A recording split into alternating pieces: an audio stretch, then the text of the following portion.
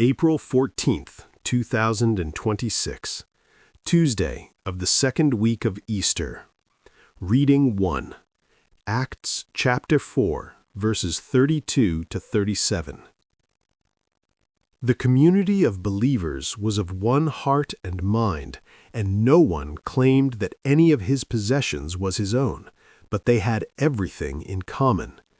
With great power the apostles bore witness to the resurrection of the Lord Jesus, and great favor was accorded them all. There was no needy person among them, for those who owned property or houses would sell them, bring the proceeds of the sale, and put them at the feet of the apostles, and they were distributed to each according to need. Thus Joseph, also named by the apostles Barnabas, which is translated son of encouragement, a Levite, a Cypriot by birth, sold a piece of property that he owned, then brought the money and put it at the feet of the apostles.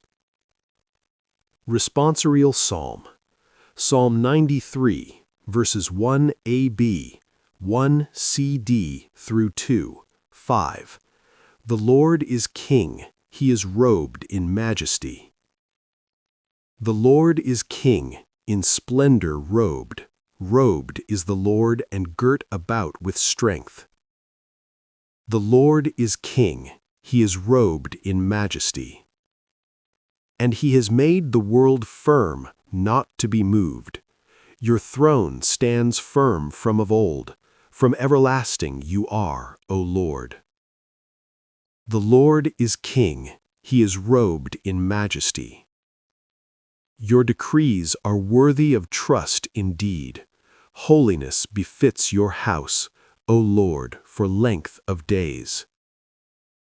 The Lord is King, he is robed in majesty. Alleluia. John chapter 3, verses 14 and 15. Alleluia, alleluia. The Son of Man must be lifted up, so that everyone who believes in him may have eternal life. Alleluia, alleluia.